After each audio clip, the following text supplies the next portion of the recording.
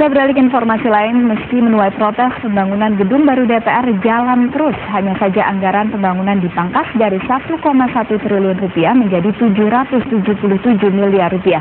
Namun pertanyaannya adalah apakah pembangunan gedung baru wakil rakyat sudah sedemikian pentingnya? Berikut adalah laporannya.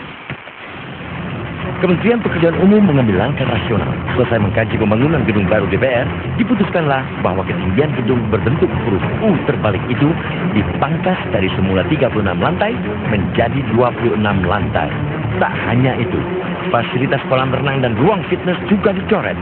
Alhasil, biaya pun mengkerut sekitar 300 miliar rupiah dari semula 1,1 triliun rupiah menjadi 777 miliar rupiah.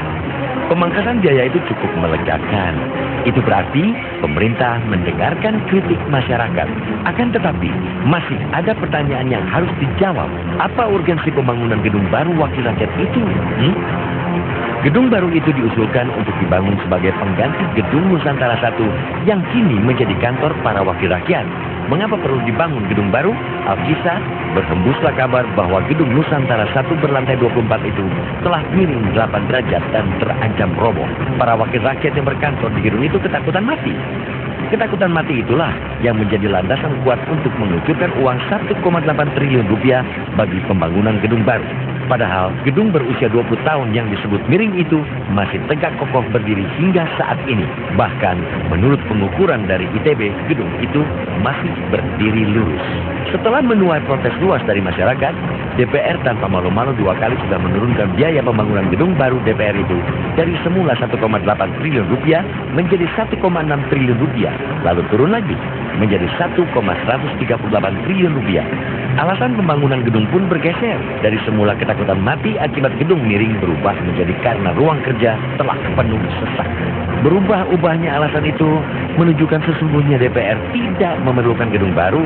Yang diperlukan adalah kemampuan mengelola dan memanfaatkan ruang yang ada. Nah, kalau Dewan sudah memanfaatkan ruang yang ada secara maksimal, bukan mustahil DPR tidak membutuhkan gedung baru. Artinya, setelah dipangkas 10 lantai, rencana gedung baru itu harus dipangkas habis 26 lantai lagi. Bahkan sampai 2 meter di bawah tanah, alias kuburlah hidup-hidup gagasan membangun gedung baru itu. DPR harus menghentikan pembangunan gedung baru itu karena memang tidak diperlukan.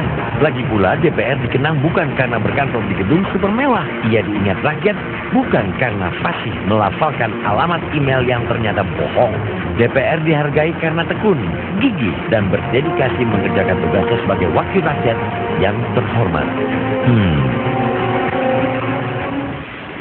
Pemirsa, anggaran telah berkurang sekitar 300 miliar rupiah dengan penyusutan tinggi gedung dari 36 lantai menjadi 26 lantai serta tanpa fasilitas kolam renang dan spa. Sudah bisakah diterima rencana pembangunan gedung baru DPR ini? Apa masih penting pembangunan gedung baru wakil rakyat? Kita akan membahasnya bersama anggota DPR dari fraksi Partai Golkar, Nudirman Munir, kemudian Koordinator Advokasi dan Investigasi Sekretariat Nasional Fitra, Ucok Sekadafi, dan budayawan Sujiwo Tejo. Selamat siang Pak Nudirman, selamat siang Bang Ucok, selamat siang juga Mas Tejo. Waalaikumsalam warahmatullahi wabarakatuh. Baik, Mas Ucok terlebih dahulu. Ini angkanya sudah turun ya dari 1,8 triliun kemudian 1,1 triliun dan mutakhir menjadi 777. Apakah sudah bisa diterima menurut Anda? Kalau menurut saya semakin merugikan masyarakat. Karena penurunan harga ini adalah siasat atau istilah itu akal bulus DPR. Di mana kita melihat dari pemantauan kita, misalnya kita bandingkan dengan pemantauan kita di renovasi rumah jabatan anggota Dewan tahun 2009-2010 itu, pertama itu 300 miliar mereka ini alokasikan untuk pembangunan rumah, tapi tiba-tiba naik 445 miliar. Ini juga kayak gini, gedung ini kan 26 lantai, ini 26 lantai dengan 77 miliar, itu berarti nanti itu bisa nanti tetap aja 26 lantai, harganya 1,1 triliun nanti. Jadi hanya di rakyat dikatakan 777, tapi ternyata pada kenyataannya itu bisa lebih daripada. Tetap akan naik. Karena apa? Karena kita melihat begini. Ini adalah sesuatu yang memang DPR ini tinggal minta persetujuan masyarakat. Kalau masyarakat udah setuju bangun ini gitu, besok itu 26 lantai tetap jalan, tapi anggarannya naik ke 1,1 triliun. Tinggal mereka besok tuh mencari justifikasinya, kebenaran penambahan anggaran itu. DPR itu politis loh, pintar dan sangat licik sekali. Itu yang saya lihat selama ini.